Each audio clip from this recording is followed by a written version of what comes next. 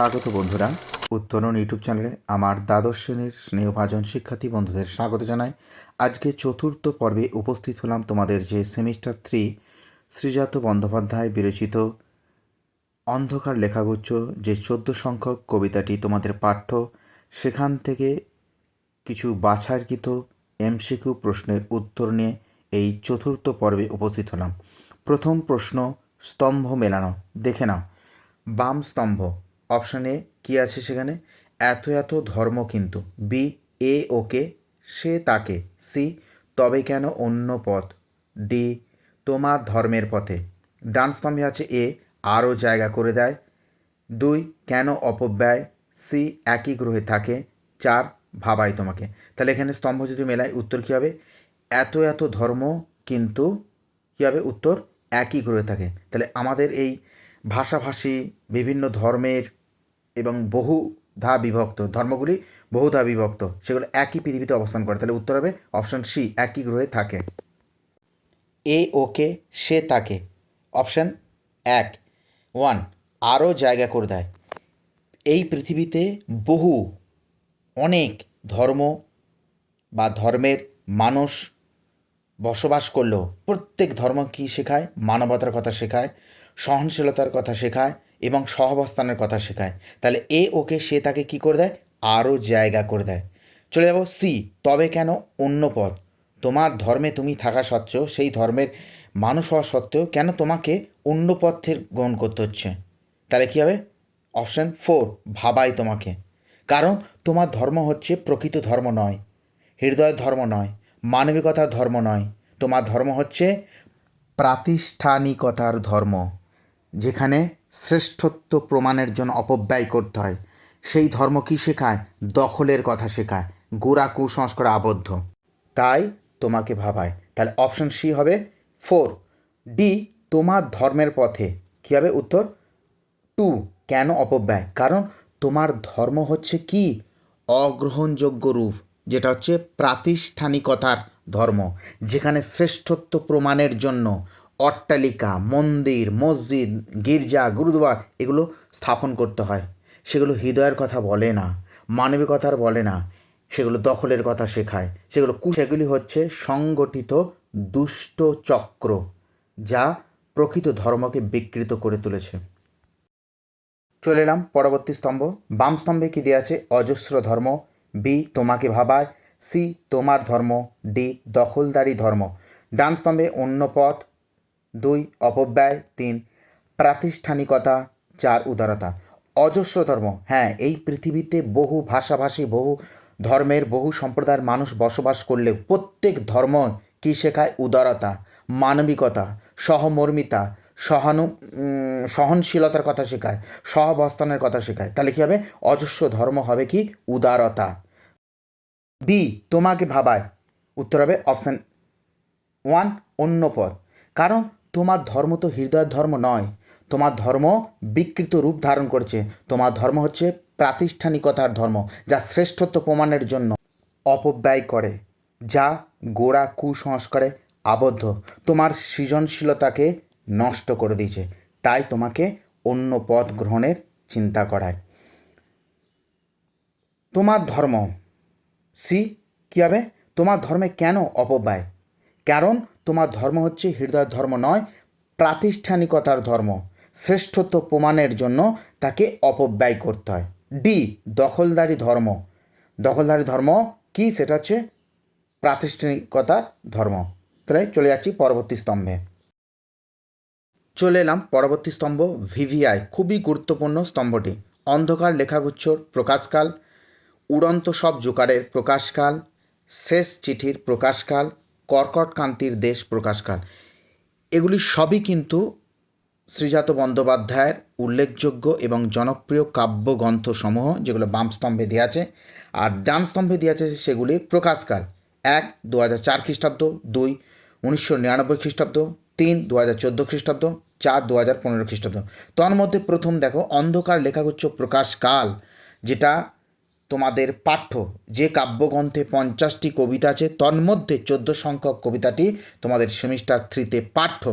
সেটির প্রকাশকাল প্রত্যেকেই জানো, সেটা হচ্ছে অপশান 4 2015 খ্রিস্টাব্দ। বি উড়ন্ত সব জোকার এর প্রকাশকাল হচ্ছে, সেটা হচ্ছে তোমরা জানো 2004 সাল, যেটার জন্য শ্রীজাত বন্দ্যোপাধ্যায় আনন্দ পুরস্কার পেয়েছিলেন। তারপরে শেষ চিঠি, যেটা হচ্ছে শ্রীজাত বন্দ্যোপাধ্যায়ের প্রথম কাব্যগ্রন্থ, যেটার প্রকাশকাল হচ্ছে 1999, এবং কর্কটকান্তির দেশ, যেটি অন্যতম জনপ্রিয় একটি কাব্যগ্রন্থ, যেটার প্রকাশকাল হচ্ছে কিন্তু 2014, যার জন্য তিনি বাংলা একাডেমি সম্মানে ভূষিত হয়েছিলেন। তাহলে বোঝাই গেল, উত্তরগুলো বলে দিলাম, তোমরা মিলিয়ে নেবে এবং মিলিয়ে নেওয়ার পর আমাকে অবশ্যই কমেন্টে জানাবে বন্ধুরা। চলে যাচ্ছি পরবর্তী প্রশ্নে। চলে এলাম পরবর্তী গুরুত্বপূর্ণ স্তম্ভ মেলানো। বাম স্তম্ভে কী দেওয়া আছে? আব্দুল করিম খাঁ এর ধর্ম, বি আইনস্টাইনের ধর্ম, সি কবিরের ধর্ম, ডি বাতাসের ধর্ম। ডান স্তম্ভে আছে 1 না থামা কখনো, 2 সত্যের বয়ান, 3 দিগন্ত পেরোনো, 4 গান। প্রত্যেকেই জানো আব্দুল করিম খাঁ হচ্ছে ভারতীয় শাস্ত্রীয় সঙ্গীত শিল্পী এবং কিরানা ঘরানার স্থপতি, যিনি 1872 খ্রিস্টাব্দে উত্তরপ্রদেশের মুজাফফরনগরে কিন্তু জন্মগ্রহণ করেছিলেন। তার ধর্ম হচ্ছে কি? গান। তাহলে অপশান 4 হবে গান। বি আইনস্টাইনের ধর্ম। প্রত্যেকেই জানো বন্ধুরা, আইনস্টাইন হচ্ছেন নোবেলজয়ী একজন বিশ্ববিখ্যাত জার্মান পদার্থবিজ্ঞানী, যিনি জাতিতে ইহুদি ছিলেন, যিনি 1921 খ্রিস্টাব্দে পদার্থে নোবেল পেয়েছিলেন। তাঁর আপেক্ষিকতার তত্ত্ব এবং ভর শক্তি সমতুল্যতার সূত্রের জন্য ইনি জগৎ বিখ্যাত। তাহলে তার ধর্ম কি? তার ধর্ম হচ্ছে অপশন 3 দিগন্ত প্রেরণা। জানার সীমাকে অতিক্রম করাই হচ্ছে তার একমাত্র ধর্ম। তাহলে উত্তর হবে 3 দিগন্ত প্রেরণা। ডি বাতাসের ধর্ম। বাতাসের ধর্ম হচ্ছে অপশান 1 না থামা কখনো। বাতাস সবসময় বয়ে চলে, নিরন্তর বয়ে চলে, সে প্রবাহমান, সে থামতে জানে না। তাই এখানে হবে বাতাসের ধর্ম না থামা কখনো। চলে যাব পরবর্তী প্রশ্নে বন্ধুরা। চলে এলাম পরবর্তী প্রশ্ন। টেক্সট বই থেকে লাইন তোলা। এ ওকে, সে তাকে আরও জায়গা করে দেয়। চরণটি বা পংক্তিটির বঞ্জনা কী বা তাৎপর্য কী? এ ওকে মানে আর সে তাকে মানে এখানে বোঝাচ্ছে যে পৃথিবীতে বিভিন্ন ভাষাভাষী, বিভিন্ন সম্প্রদায়, বিভিন্ন ধর্মের মানুষ কিন্তু এই একই পৃথিবীতে বসবাস করে। প্রত্যেকটি ধর্মের বিভিন্নতা আছে, আলাদা আলাদা দৃষ্টিকোণ আছে, আলাদা আলাদা চর্যা আছে, কিন্তু তারা সহাবস্থান কিন্তু একই সঙ্গে করে, এই পৃথিবীতেই করে। তাহলে এই গভীর অর্থ হলো বা তাৎপর্য হলো বা বঞ্জনা হলো, এ ওকে সে তাকে কী করে দেয়? সহযোগিতা করে, সহমর্মিতার, সহভাতৃত্বের হাত বাড়িয়ে দেয়। কারণ প্রকৃত ধর্ম, হৃদয় ধর্ম সহাবস্থানের কথা শেখায়, সহনশীলতার মন্ত্র শেখায়। তার উত্তর হবে এখানে সহাবস্থান ও সহনশীলতা।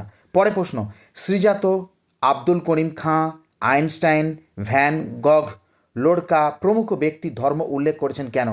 কারণ তিনি সৃজনশীলতার গুরুত্ব বোঝাতে চেয়েছেন, তিনি হৃদয় ধর্মের কথা বলতে চেয়েছেন, তিনি মানবতা ও মুক্তি চিন্তার পক্ষে দাঁড়িয়েছেন।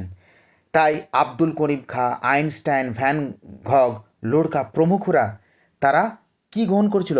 সৃজনশীলতাকে গ্রহণ করেছিল। সৃজনশীলতাকে আশ্রয় করে তাদের ধর্ম গড়ে উঠেছিল। তাদের ধর্ম মিথ্যা বা শ্রেষ্ঠত্ব প্রমাণের ধর্ম নয়, তাদের ধর্ম ছিল হৃদয়ের ধর্ম, যা সৃজনশীলতা শেখায়, যা সহাবস্থানের কথা শেখায়, যা সহনশীলতার কথা শেখায়, যা মানুষকে মুক্তির পথ দেখায়। অপরদিকে তথাকথিত প্রাতিষ্ঠানিক ধর্ম শেখায় শুধু দখলদারি করতে, তাকে শ্রেষ্ঠত্ব প্রমাণের নেশায় তাকে কী করতে হয়? জোরপূর্বক দখল করতে হয়, যা গোড়া কুসংস্কার আচ্ছন্ন, যা তোমার মধ্যে থাকা সৃষ্টিশীলতাকে, সৃজনশীলতাকে কুড়ে কুড়ে ধ্বংস করে দেয়। তাই কবি তাদের কথা উল্লেখ করে মানুষকে আহ্বান জানিয়েছেন যে সেই প্রাতিষ্ঠানিক মিথ্যা ধর্মের মোড়ক থেকে বেরিয়ে এসে হৃদয়ের ধর্ম গ্রহণ করো, সৃজনশীলতার ধর্ম গ্রহণ করো। চলে যাচ্ছি পরের প্রশ্ন। প্রাতিষ্ঠানিকতা শব্দটি দ্বারা কবি কী বোঝাতে চেয়েছেন? ধর্মের প্রভুত্বকামিতা, সেই ধর্ম যে ধর্ম শ্রেষ্ঠত্ব প্রমাণের জন্য অন্যের দখল করার কথা শেখায়, যা শ্রেষ্ঠত্ব প্রমাণের জন্য অপব্যয় করে, সেটাই কবি এখানে বোঝাতে চেয়েছেন। লেনিনের ধর্ম ছিল কি? নতুন পতাকা। নতুন পতাকা মানে লেনিনের ধর্ম হচ্ছে বিপ্লবকে বোঝানো হয়েছে। সেই রাশিয়ার একজন সোভিয়েত ইউনিয়নের সর্বাধিনায়ক, যার কর্মকাণ্ড প্রথম বিশ্বযুদ্ধের আবহে 1917 খ্রিস্টাব্দে অক্টোবর বিপ্লবের গণ অভ্যুত্থানের মাধ্যমে যার শাসনের অবসান ঘটিয়ে মেহনতি মানুষের বিজয়ের ইতিহাস রচনা করেছিলেন। তাই লেনিন হচ্ছে বহু মানুষের কাছে, বিশ্বের বহু মানুষের কাছে তিনি মুক্তির সূর্য। আজও উনি চিরস্মরণীয় হয়ে গেছে তার কর্মকাণ্ডের জন্য। তাই লেনিনের ধর্ম হচ্ছে নতুন পতাকা। চলে যাব পরবর্তী প্রশ্নে। চলে এলাম বন্ধুরা পরবর্তী প্রশ্ন। পদার্থবিজ্ঞানে আইনস্টাইন নোবেল পুরস্কার পান কবে? উত্তর হবে 1921 খ্রিস্টাব্দে। প্রত্যেকেই জানো যে আলবার্ট আইনস্টাইন হলেন নোবেলজয়ী একজন বিশ্ববিখ্যাত জার্মান পদার্থবিজ্ঞানী, যিনি 1879 খ্রিস্টাব্দে 14ই মার্চ জার্মানের উরটেমবার্গের উলম এ জন্মগ্রহণ করেন এবং 1921 খ্রিস্টাব্দে তিনি পদার্থবিজ্ঞানে নোবেল পান এবং জাতিতে উনি ইহুদি ছিলেন। হিটলারের শাসনকালে উনি জার্মানি ত্যাগ করে সুইজারল্যান্ডে আশ্রয় গ্রহণ করেছিলেন। চলে যাচ্ছি পরবর্তী গুরুত্বপূর্ণ প্রশ্ন। অন্ধকার লেখাগুচ্ছ কবিতায় ব্যবহৃত ধর্ম শব্দটি বোঝায়। ধর্ম শব্দটি 11 বার ব্যবহৃত হয়েছে। সেখানে কী বোঝাচ্ছে? সৃজনশীলতার গুণাবলীকে বোঝানো হচ্ছে। এই ধর্মকে গ্রহণ করেছিল কে? আব্দুল করিম খাঁ থেকে শুরু করে আইনস্টাইন থেকে, কবির থেকে, ভ্যান গঘ থেকে, গার্সিয়া লোরকা থেকে শুরু করে লেনিন থেকে, তারা সৃজনশীলতাকে বিকাশ করেছিল। তারা সৃজনশীলতাকেই ধর্ম হিসেবে গ্রহণ করেছিল। সেই ধর্ম হচ্ছে তাদের হৃদয়ের ধর্ম। সেই ধর্ম হচ্ছে সৃজনশীলতার ধর্ম, সহনশীলতার ধর্ম, যা মুক্তির পথ দেখায়। তাই প্রাতিষ্ঠানিকতার যে ধর্ম, তার বিরুদ্ধে সোচ্চার হয়েছেন কবি শ্রীজাত। তাকে পরিত্যাগ করতে বলেছেন। যে ধর্ম তোমাকে অপব্যয় করতে শেখায়, যে ধর্ম তোমাকে দখলদারির কথা শেখায়, যে ধর্ম গোড়া কুসংস্কারে আবদ্ধ, যার ফলে তোমার সৃজনশীলতা নষ্ট হয়ে যাচ্ছে, সেই ধর্ম পরিত্যাগ করতে বলেছেন। চলে যাচ্ছি পরবর্তী প্রশ্ন। বাতাসে ধর্ম শুধু না থামা চরণটির বঞ্জনা হলো অবিরাম চলার অনুপ্রেরণা। বাতাস যেমন থামতে জানে না, তেমনি প্রকৃত ধর্ম মানুষ ও সমাজ জীবনকে এগিয়ে নিয়ে চলাকেই শেখায়। যেই ধর্মটা অবলম্বন করেছিল আব্দুল করিম খাঁ, আইনস্টাইন, কবির, ভ্যান গঘ, লোরকা, লেনিন প্রমুখরা, এরা মানুষ এবং সমাজকে এগিয়ে নিয়ে চলে। বায়ুর ধর্ম কি? এগিয়ে যাওয়া, প্রবাহমান, সে নিরন্তর প্রমাণ। যদি সে থেমে যায় তাহলে এই পৃথিবী ধ্বংস। এই বায়ু কী করে? মনুষ্য জগৎ থেকে শুরু করে পশু পাখি থেকে জীবনদায়ী প্রাণদায়ী সেই অক্সিজেনকে পৌঁছে দেয়। জাতি ধর্ম অন্য নির্বিশেষে বিচার করে না। যদি সে থেমে যায় তাহলে এই পৃথিবী ধ্বংসের মুখে সম্মুখীন হবে। কিন্তু প্রকৃত ধর্মই সে পালন করছে। সে প্রকৃত ধর্ম, হৃদয়ের ধর্ম পালন করছে, যা তোমাকে সৃজনশীলতা শেখায়, যা তোমাকে সৃষ্টি করতে শেখায়। আর প্রাতিষ্ঠানিক যে ধর্ম, সে তোমাকে কী শেখায়? অমানবিকতা শেখায়, যা গোড়া কুসংস্কারে আবদ্ধ, যা দখলের কথা শেখায়। তাই বাতাসের মতো হতে বলছে, বাতাসের মতো এগিয়ে যেতে বলছে, বাতাসের মতো সৃষ্টিশীল সৃজনশীল হতে বলছে। পরে প্রশ্ন। অন্ধকার লেখাগুচ্ছ কবিতার সার্বিক বার্তা কি? উত্তর হবে ধর্মের প্রকৃত অর্থ উপলব্ধি করা। চলে যাব পরবর্তী প্রশ্নে বন্ধুরা। অন্ধকার লেখাগুচ্ছ কবিতার সার্বিক প্রতিপাদ্য বিষয় হলো ভিভিআইকিউ গুরুত্বপূর্ণ। উত্তর হবে প্রকৃত ধর্ম মানে সত্য, শিল্প ও মানবতা। যেখানে আমরা দেখতে পাচ্ছি আব্দুল করিম খাঁ থেকে শুরু করে, আইনস্টাইন থেকে শুরু করে, কবির থেকে শুরু করে, লেনিন থেকে শুরু করে প্রমুখরা সত্যকে অবলম্বন করেছিল, সৃজনশীলতাকে অবলম্বন করেছিল, মানবতার পক্ষে তারা দাঁড়িয়েছিল। তারা মুক্তির পথ, মুক্তির অগ্রদূত। কিন্তু তথাকথিত ধর্ম নিজের শ্রেষ্ঠত্ব প্রতিষ্ঠা করতে গিয়ে অন্য ধর্মের প্রতি আগ্রাসী হয়ে ওঠে। ধর্মকে ব্যবহার করে অন্য ধর্মের ভূখণ্ড অধিকারের চেষ্টাও করে। এই সব চেষ্টা মানবতাকে লাঞ্ছিত করে। ধর্ম তখন প্রকৃত উদ্দেশ্য থেকে বিচ্যুত হয়ে ওঠে কি? ধর্মহীন প্রাতিষ্ঠানিকতার ধর্ম। তাই সেই ধর্মকে পরিত্যাগ করে সত্য, শিল্প, মানবতার যেখানে বিকাশ হয়, সৃজনশীলতা যেখানে শেখায়, তোমাকে সহমর্মিতা, সহনশীলতার বার্তা শেখায় যেখানে, সেই ধর্মকে অবলম্বন করতে হচ্ছে। পরে প্রশ্ন। অন্ধকার লেখাগুচ্ছ কবিতাটি কোন ধারার কবিতার অন্তর্গত? প্রত্যেকেই জানো সেটা হচ্ছে আধুনিক কবিতা।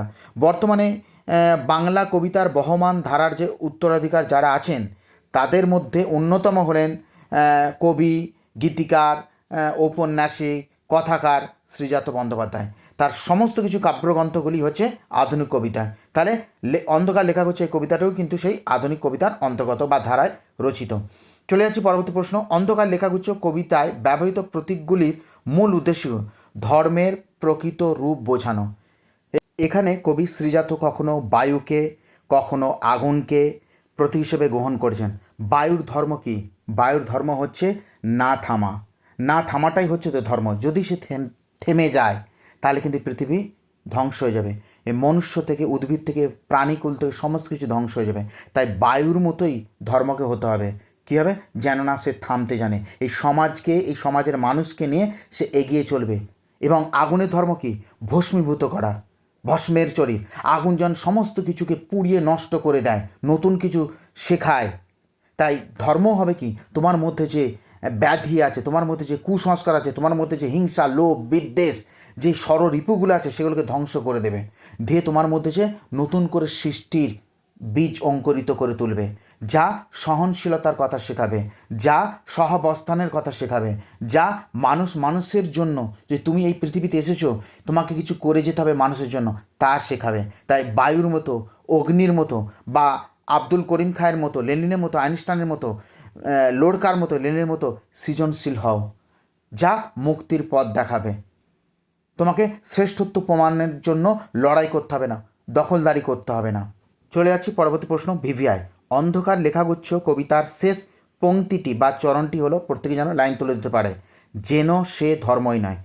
আসলে তথাকথিত ধর্ম নিজের শ্রেষ্ঠত্ব প্রতিষ্ঠা করতে গিয়ে অন্যের ধর্মের প্রতি আগ্রাসী হয়ে ওঠে, অন্য ধর্মকে ছোট করে, অন্য ধর্মের ভূখণ্ডকে অধিকার করার চেষ্টা করে, দখলদারির কথা শেখায়, তা মানবতাকে লাঞ্ছিত করে। সে ধর্ম কখনোই প্রকৃত ধর্ম হতে পারে না, সে প্রাতিষ্ঠানিক ধর্ম। সেই কথাই কবি এখানে শ্রীজাত বন্দ্যোপাধ্যায় বলেছেন। তাহলে আজ এই পর্যন্তই থাক বন্ধুরা। নিয়মিত তোমরা লং ভিডিও এবং শর্ট ভিডিওগুলো দেখো। ভালো লাগলে অবশ্যই একটি লাইক এবং চ্যানেলটি সাবস্ক্রাইব করে যাও। ভালো থেকো, সুস্থ থেকো, ধন্যবাদ।